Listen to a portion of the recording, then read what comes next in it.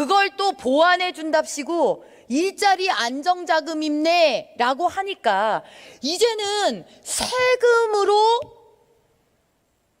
사적 부분의 임금을 보전하는 일이 벌어진 거 아닙니까? 그러면 어떤 일이 벌어지죠? 도덕적 해이가 생깁니다.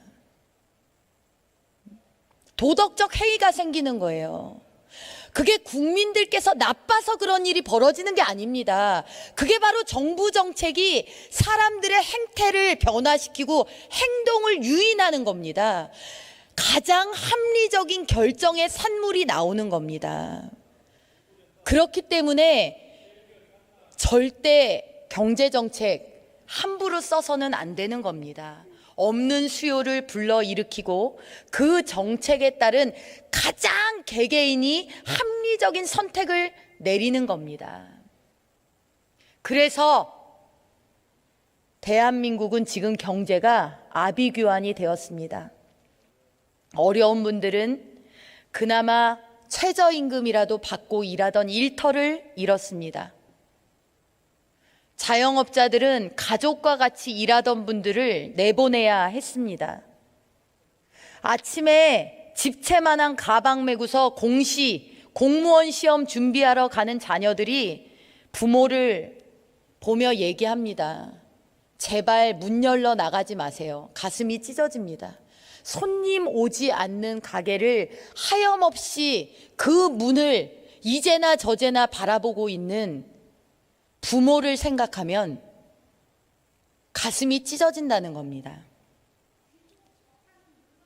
차라리 가게 문을 열지 마시라고 부탁하는 겁니다.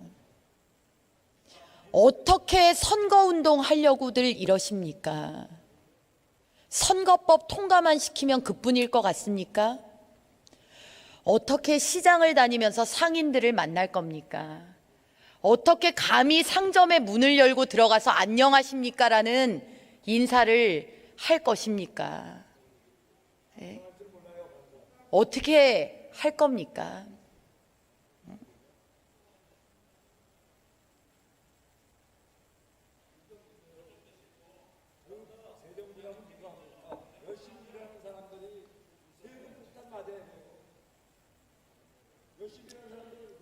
멀리서 찾을 게 없습니다. 동시대에서 세계의 나라들이 우리에게 교훈을 주고 있지 않습니까? 사회주의로 가면 몰락한다. 국가가 계획하고 통제하면 몰락한다. 중요하고 사회적으로 가치 있는 일이라고 해서 성급하게 국유화하면 안 된다. 시장을 이기는 정부는 없다. 동시대의 역사 속에서 우리는 교훈을 얻고 있습니다. 땅 파면 바다 저 깊숙한 곳에서 땅 파면 바다 밑을 파면 가스 나오고 석유 터져 나오는 나라들도 정책이 잘못되고 지도자가 경제 철학 사회정책의 철학을 잘못하면 망합니다. 조상을 잘 만나서 어디 좋은데 금 긋고 줄만 치고 입장료 받음이라고만 내걸어도 굶어 죽지는 않을 그런 나라 후손들도 생계 걱정을 합니다. 어디 일부러 역사책을 찾아 나서지 않아도 우리와 동시대를 살고 있는 나라들이 지금 우리한테 그걸 다 열어 보여주고 있습니다. 그런데 왜 문재인 정권은 그렇게 안 된다는 길로만 갑니까? 왜 망한다는 길로만 그렇게 갑니까? 그렇게 2년 반 동안 그렇게 해서 이 지경 와보고도 왜 그걸 인정을 안 합니까?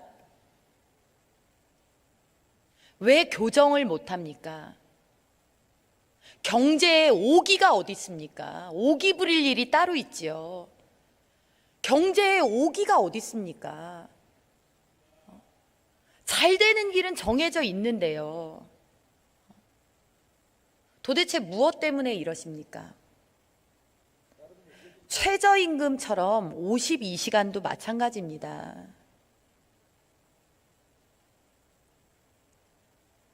얼마나 일할지, 어떻게 일할지, 어디에서 일할지, 어떤 형태로 일할지, 그 다단한 복잡계, 이 현실을 어떻게 청와대가, 어떻게 더불어민주당이 이래라 저래라 다 정해준다는 겁니까?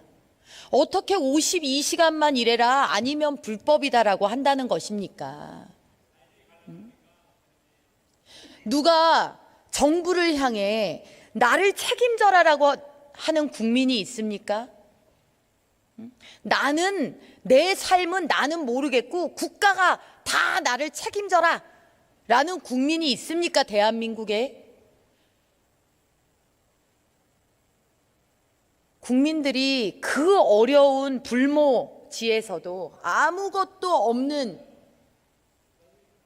이 대한민국에서도 정말 열심히 살아온 국민들입니다. 오히려 알아서 할 수 있게 해달라, 기회를 빼앗지 말아달라, 이렇게 절규하고 계시지 않습니까? 30, 40대들이 얘기합니다. 우리는 결혼하고 아이 낳고 아이 키우고 교육시키고 집 사고 정말 가장 왕성하게 벌어야 될 나이다. 맞습니다. 30, 40대가 사회 전체로 봐도 우리 사회의 허리입니다. 허리. 그런데 이 30, 40대가 지금 어떻게 됐습니까? 일자리 잃는 가장 주축이 되는 연령대 30, 40대 자영업자, 세금으로 일자리 몇 시간짜리 일자리들 쪼개고 복지정책에 불과한 거를 일자리 정책으로 포장해가지고 머리숱 해가지고 대통령 보시기에 좋았더라라는 통계만 만들어내면 국민들이 속습니까? 매일 아침에 눈 뜨면 닥치는, 눈 뜨면 보게 되는 현실을 어떻게 숫자 몇 개로 속여 먹습니까? 누가 국가가 나를 먹이고 입히고 살려라라고 얘기를 합니까? 열심히 일할 수 있는 일터, 내가 일하고 싶은 만큼 일할 수 있게,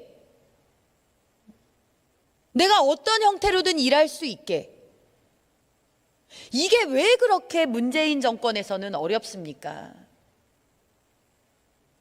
문재인 정권, 약자를 생각한다고 한다.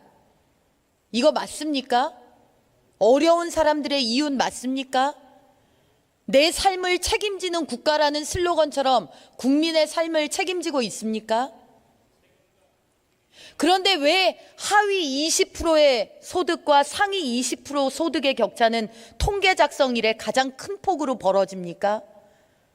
왜 격차는 그렇게 늘어납니까? 여기에 무슨 평등이 있습니까? 두터운 솜니불이 필요한 어려운 사람들에게는 두터운 솜니불로 추위를 이길 수 있게 해주는 게 복지 아닙니까? 그게 맞춤형 복지 아닙니까?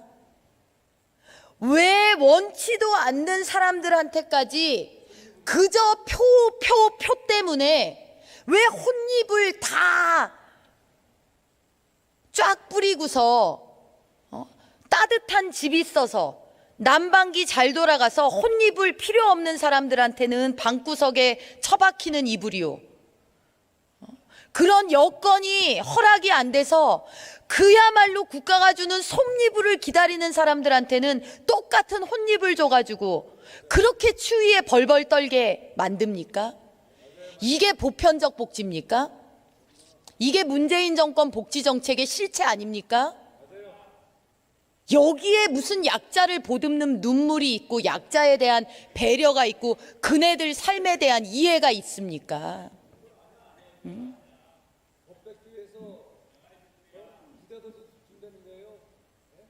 누가 보수 우파 정당을 향해서 기득권만 생각한다라고 얘기합니까? 누가 부자를 위한 논리라고 이야기합니까? 가장 어려운 사람들에게 가장 그들이 필요로 하는 만큼의 무언가를 줄 수 없는 눈가림과 그 신용뿐인 복지, 이런 거 하지 말자는 외침이 들리지 않습니까? 왜 복지마저도 표로 전락을 시켰습니까? 왜 우리 국민들이, 아무것도 가진 것 없는 우리 국민들이 70년 동안 이룬 기적의 원천, 그 건전한 정신의 능력을 이 문재인 정권에서 오염시킵니까? 왜 그 값싼 매표 행위, 그 정책들로 오염시킵니까? 그런다고 우리 국민들이 오염될 것 같습니까? 다 보고 있습니다. 다 그 검은 속내를 보고 있습니다.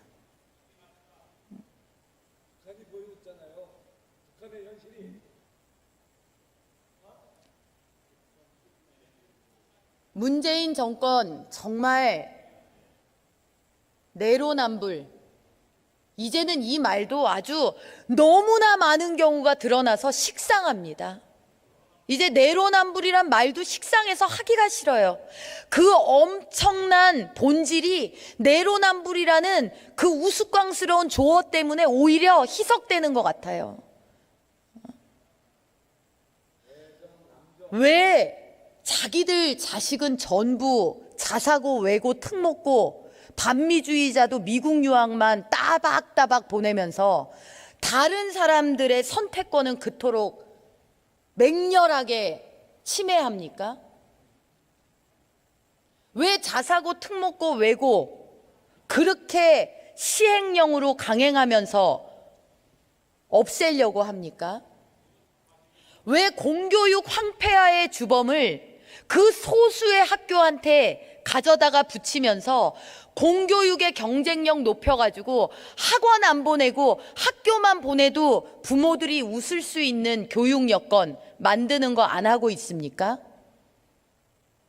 왜 조국 자녀의 입시 부정 문제를 대입 공정성이라는 얼토당토하는 제도 탓을 했습니까?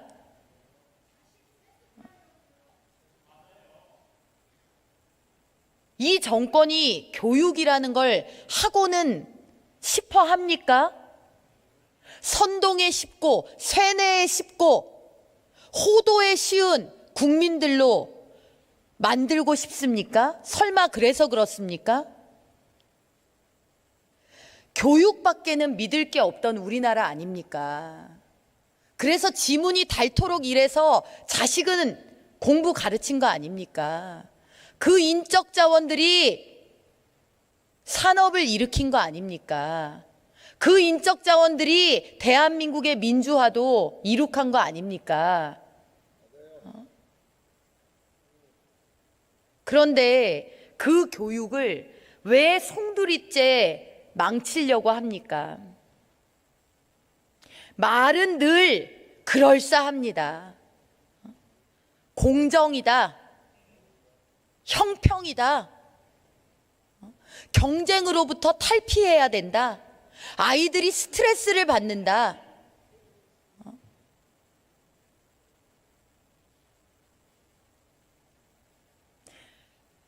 부모도 아무리 힘든 삶이어도 내 자식이 나보다 좋은 여건의 삶을 살 수 있겠구나라는 가능성이 있으면 버텨집니다.